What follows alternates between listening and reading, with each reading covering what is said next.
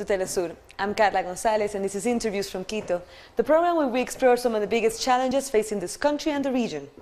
In today's program, we look at the judicial case against former President of Ecuador, Rafael Correa.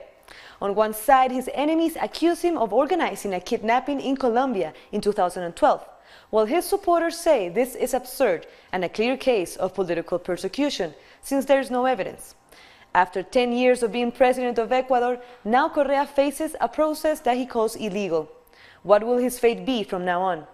Today we will talk to David Carrillo, an attorney closely following this case, to understand what lies behind all the headlines and the rumors in this process. But first, let's take a look at this video.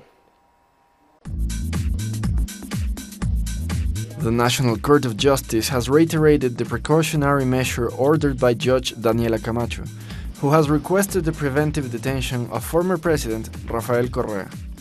According to the court's judges, Correa did not comply with the precautionary measure, which specified he had to present himself before the Secretary of the Court in Quito. Instead, Rafael Correa decided to present himself before the consulate in Belgium, where he actually lives with his family. The Attorney General of the state will have to decide if he moves to accuse him or not. If he does, we will move with him, and if we manage to convince the judge, she'll have to call a trial. The regulation says that if a person is called to trial and doesn't show up, the court will declare him a fugitive, and the trial will be suspended until he is captured or he is presented to the court. The defense team of former President Rafael Correa has requested an appeal hearing to argue that the decision taken by the court was unconstitutional and arbitrary.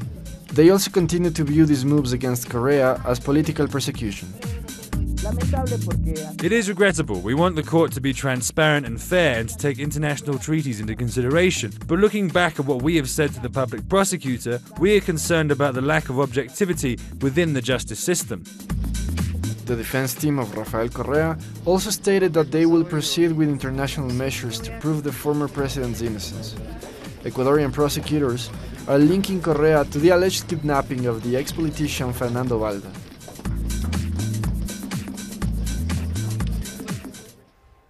So thank you for being with us, David. So walk us through this case against Rafael Correa. Buenas tardes, Carla, muchas gracias por la invitación. Básicamente, en este momento, el caso se encuentra en la etapa procesal de realizar la audiencia preparatoria del juicio. Una vez que ha concluido la instrucción fiscal, que es el tiempo que tiene el fiscal para reunir todos los elementos de convicción, tanto para determinar la existencia de un ilícito como de los responsables, lo que procede es que el fiscal emita un dictamen o acusatorio o abstentivo y básicamente defender ese dictamen en esta audiencia preparatoria de juicio, la cual tiene una gran relevancia dentro del proceso penal, porque es en esta instancia en donde se va a revisar, por ejemplo, el tema de la prueba que se va a aportar en la audiencia de juicio. Se va a valorar si existen causales de nulidad del proceso o que puedan afectar al proceso. So are there evidence against Correa evidences? Because he says that there's no evidence, and on the other side they're saying that they have conversations, they have all this hearsay about him that might include his connection to this case. A ver, cuando nosotros revisamos, por ejemplo, la audiencia de vinculación al expresidente Rafael Correa, vemos que los elementos de convicción que presentó la Fiscalía en ese entonces eran elementos bastante dudosos, tanto para determinar la existencia de la infracción penal. De hecho, en lo que tiene que ver con determinar la existencia del ilícito penal, no había ningún elemento de convicción. Y los otros elementos que serían los necesarios para determinar la responsabilidad penal tampoco estaban muy claros. Básicamente se tomaba en cuenta, por ejemplo, una versión de Diego Vallejo, el cual nunca fue testigo de estos eventos, sino que él refiere de que Rafael Correa recibió un sobre con cierta información acerca de Fernando Valda. Por ejemplo, comunicados de Contraloría indicando que sí existen, que existen estos casos Wilson, pero diciendo que al final esa información era reservada y que tenían que primero proceder al asunto de la desclasificación. Entonces, desde ahí vemos que incluso desde la etapa de vinculación, la Fiscalía no ha tenido los elementos de convicción necesarios para determinar una responsabilidad. El proceso avanzado se ha hecho público, por ejemplo, unos operativos de inteligencia, la operación Wilson, que básicamente era un operativo que llevaba a Senaín para recopilar información de inteligencia de posibles agresiones o posibles temas de contrainteligencia que se dieran en países vecinos.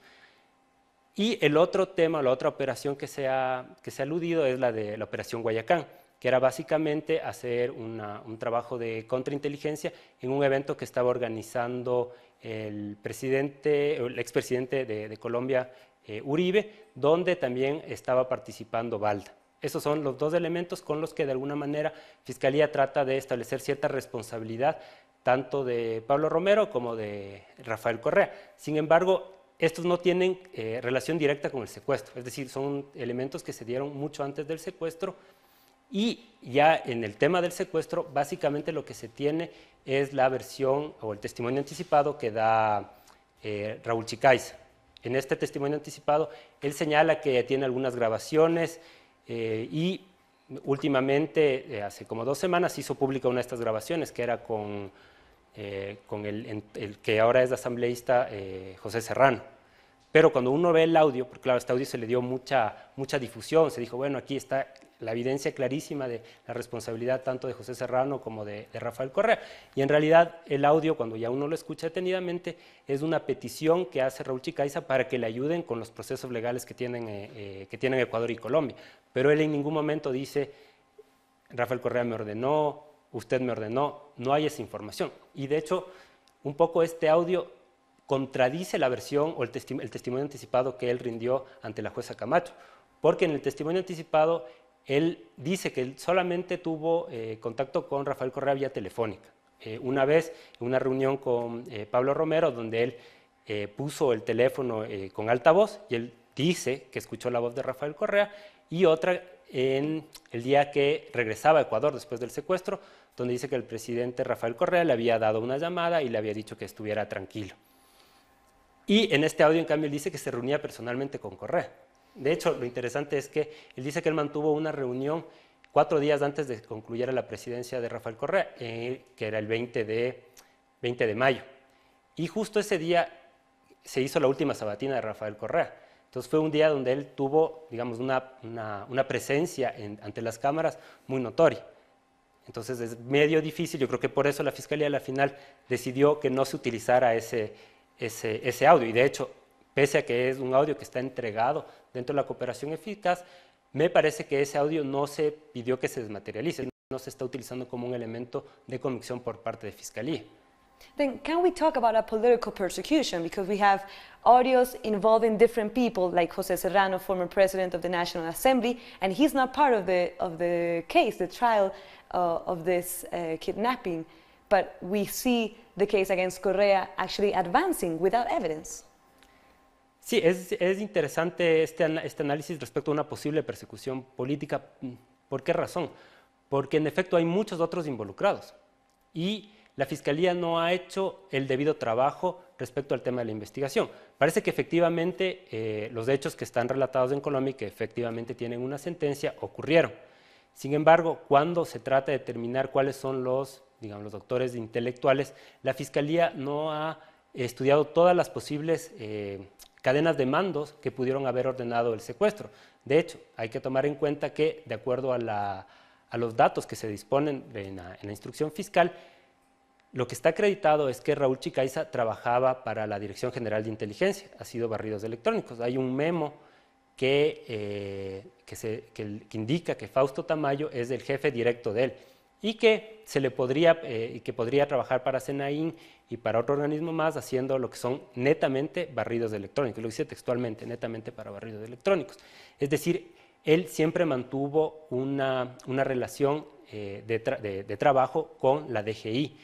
Y cuando uno revisa la Ley de Seguridad del Estado, la Ley de Seguridad Pública, ahí se dice que los policías y el personal militar puede trabajar para diferentes instituciones, para la SENAIN, para la DGI, pero necesariamente debe existir algún vínculo administrativo. Es decir, si el Raúl Chicaiza hubiera estado trabajando para SENAIN, el sueldo que él recibía tenía que haber salido de la SENAIN.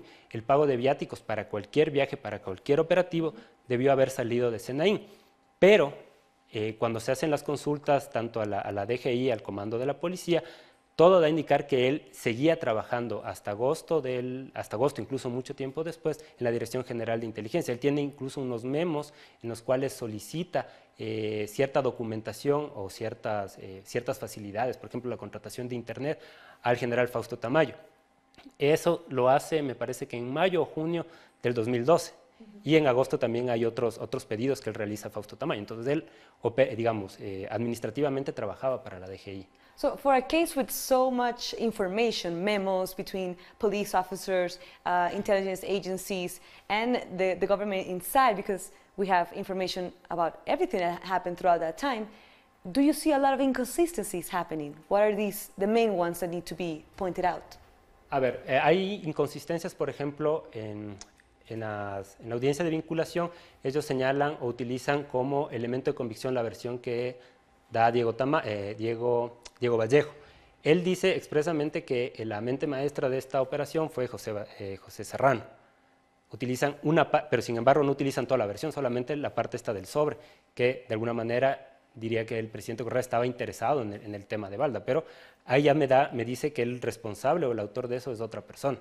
Tenemos las versiones de Chicaiza y el testimonio de Chicaiza y de Diana Falcón, que en cambio responsabilizan a Romero. Tenemos el audio que salió a la luz, que no lo utiliza la Fiscalía, pero que nos daría a entender que José Serrano podría haber tenido algún tipo de información respecto de este hecho y cierta información o ciertos elementos que él dice, por ejemplo, que se reunió con Rafael Correa de manera presencial y en el testimonio no da esa información.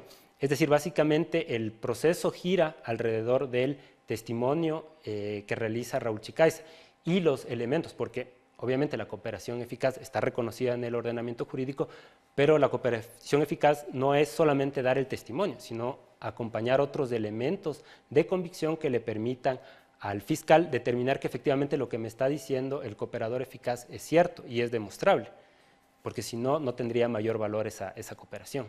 So to understand a little bit more about the case, who is Fernando Balda and why would Correa have allegedly ordered his kidnap? A ver, Fernando Balda para el 2012 era un actor político, había sido candidato para la Asamblea Nacional por el Partido Sociedad Patriótica. Él no ganó las elecciones, él era titular, sin embargo, él cuando hace las denuncias, él se presenta como asambleísta. ¿Por qué razón? Porque por ese entonces uno de los asambleístas principales había renunciado. Este asambleísta tenía la suplente. Si la suplente renunciaba o se excusaba, el siguiente que hubiera ocupado ese cargo hubiera sido Fernando Balda.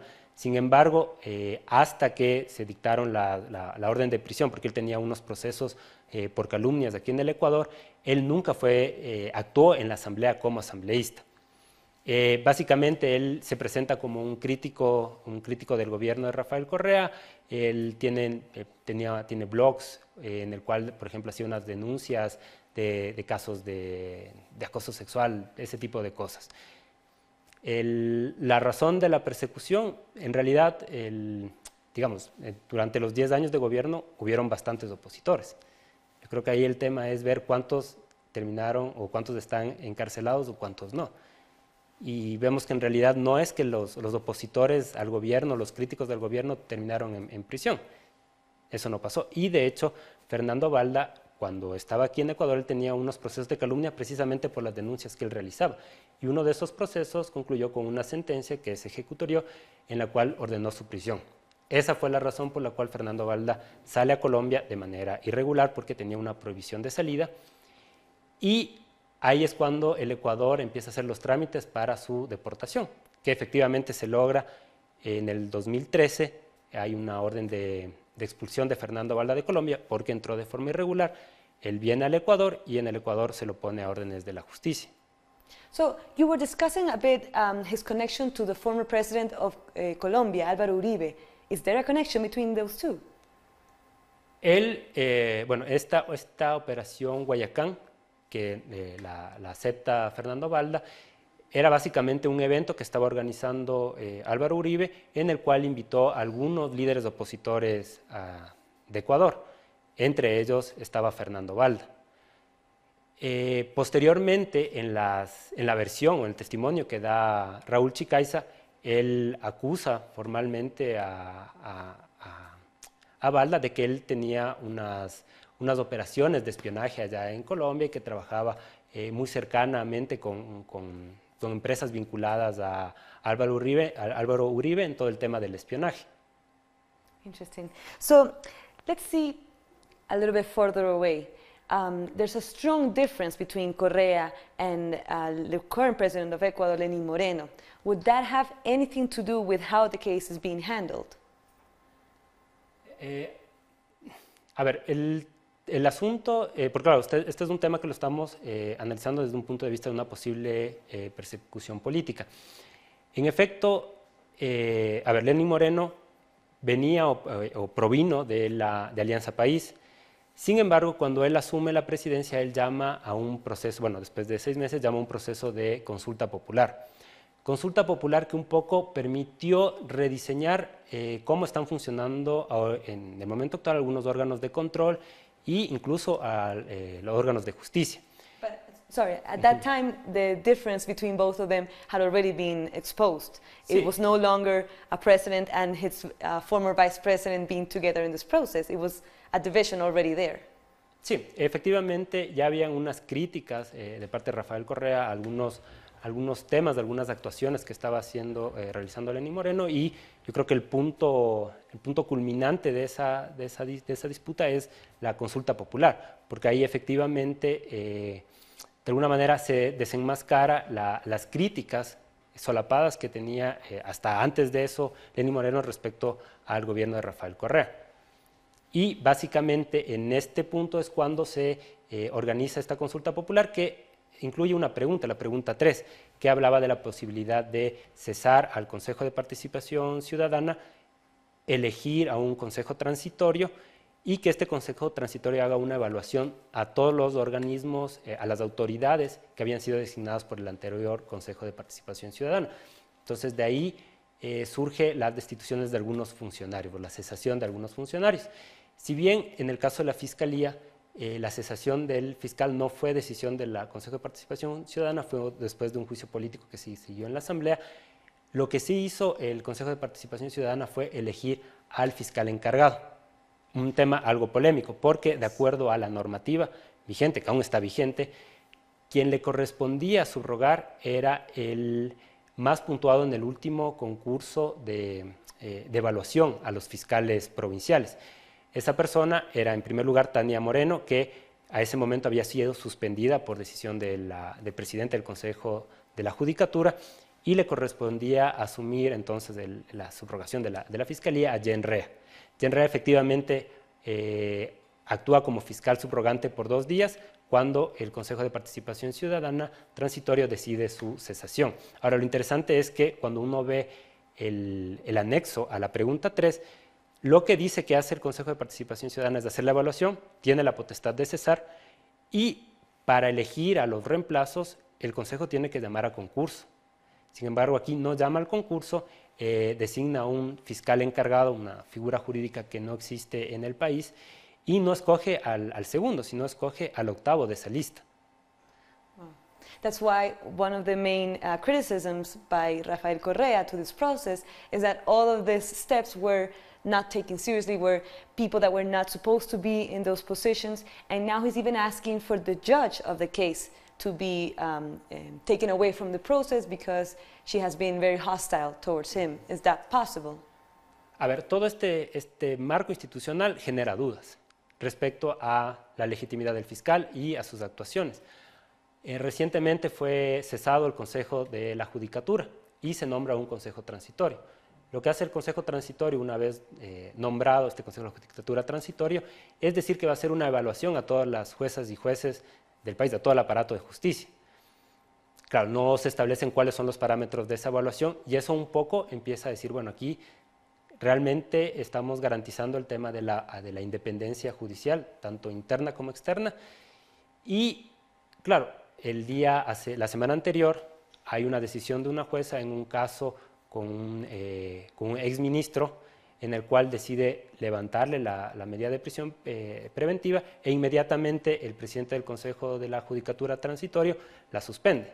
Entonces, claro, eso podría generar, de hecho, esto podría generar una idea de una suerte de persecución o de control que obviamente va a limitar el accionar de los jueces. Y claro, ahí habría que ya empezar a analizar puntualmente cuáles son las decisiones que ha ido adoptando la jueza en este caso. Because it wasn't only one, it was Iván Espinel, a former minister that had to serve prison, then he was taken out of it.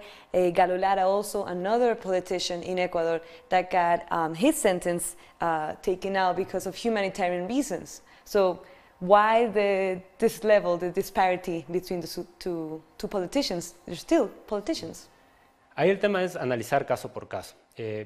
Yo de los temas de Espinel y de Galo Lara no tengo tanto conocimiento a ver, sé que, por ejemplo, lo que están pidiendo este organismo que está haciendo la defensa de Galo Lara es su liberación por un tema de persecución política. Actualmente en el Ministerio de Justicia ha dicho que está evaluando, como él ya cumplió el 40% de la pena, un tema de prelibertad, que es una figura que está contemplada en el Código Orgánico Integral Penal.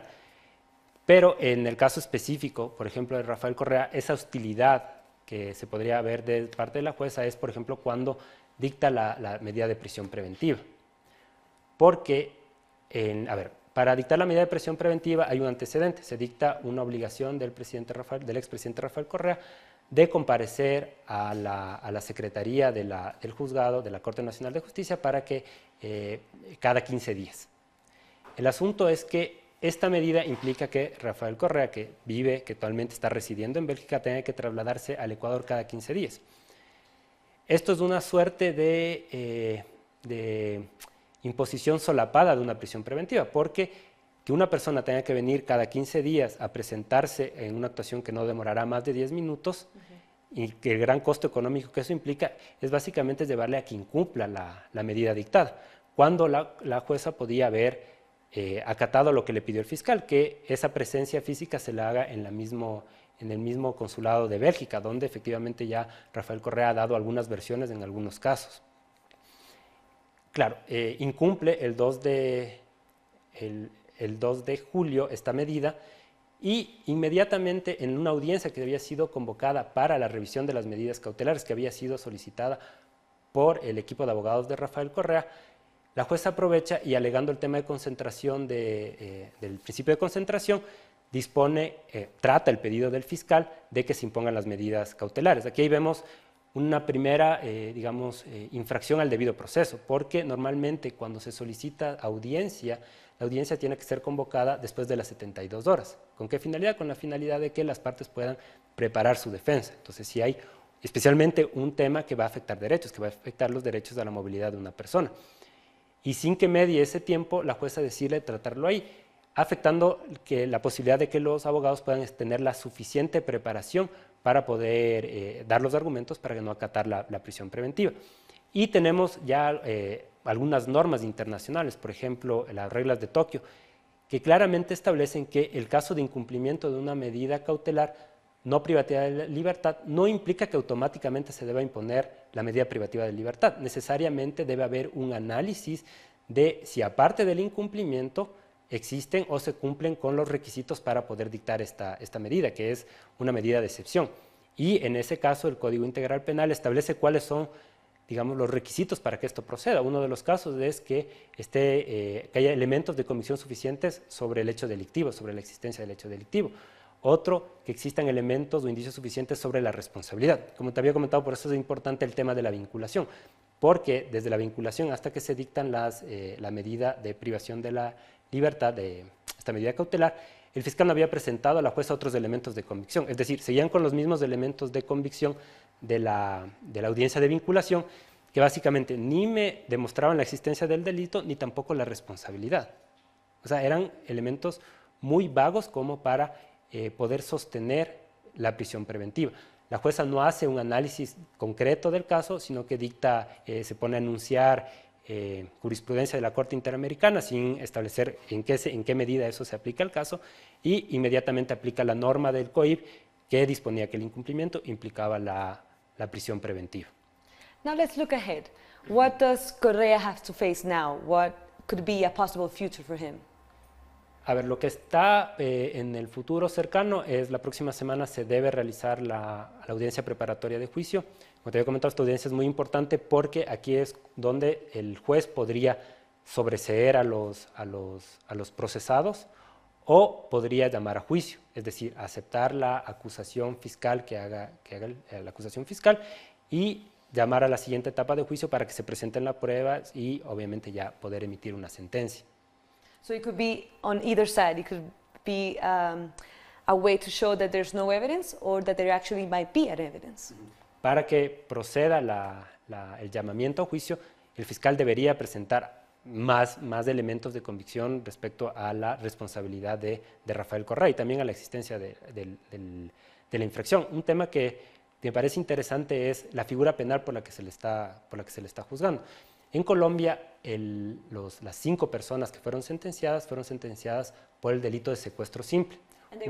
And they were already sentenced for the case of Balda. They were sentenced for his kidnap. Sí, y hay un proceso de investigación abierto en el caso de los 3 policías, Raúl Chicaiza, Diana Falcón y Jorge Espinosa. Entonces ellos tienen abierta una investigación, pero en Colombia hay unos sentenciados por secuestro simple. Ahora, el tipo penal de Colombia básicamente implica que si hay apoderamiento de una persona, o sea, y la privación de la libertad física de una persona, se configura el delito. Pero en el 2012, en el Código Penal ecuatoriano, que era vigente en el momento de ese hecho delictivo, no existía la figura del secuestro simple. Lo que nosotros teníamos era un plagio que necesariamente para que se configure no solamente necesita el apoderamiento, sino que se demuestre una finalidad, que sea la obtención de algún beneficio económico, pedir un rescate, obligarle a que firme algún acto o que emita realizar algún acto jurídico. Y en el presente caso, en la instrucción fiscal no se ha llegado a establecer elementos que permitan demostrar esa finalidad. Entonces falta uno de las cuestiones que debe investigar el fiscal, que es, bueno, ¿dónde está el hecho que se adecue al tipo que se está aplicando? Y el asunto es que la finalidad es importante porque si es que la finalidad, por ejemplo, tiene que ver con temas, con cometimiento de algún atentado a un delito sexual, entonces ahí estamos hablando de rapto. Entonces la finalidad es importante. Podría ser una detención ilegal, si es que la finalidad no hubiera sido obtener algún tipo de beneficio económico. Eso no está demostrado en el proceso. Y tampoco está demostrado el tipo de plagio por el que se le está encausando, que es el del numeral 4 del artículo 189 del Código Penal, que es que haya existido violencia o amenazas en el proceso. Y claro, para demostrar eso se tendría que haber contado con algún informe médico que diga que Fernando Balda sufrió algunos golpes, un examen toxicológico que efectivamente acredite que fue sometido a formol para poderle privar de su conocimiento. Eso no consta en la instrucción fiscal que se lleva ahora. Entonces sí, faltan elementos. There's a lot of things missing indeed, a lot of ifs, a lot of blanks throughout this whole process. But thank you very much, David, for your time. Muchas gracias por la invitación. We were talking to David Carrillo, Ecuadorian attorney at law, to analyze what is real and what is not in the judicial process against the former president, Rafael Correa. This is Interviews from Quito. I'm Carla Gonzalez. Thank you very much for watching, and until next time.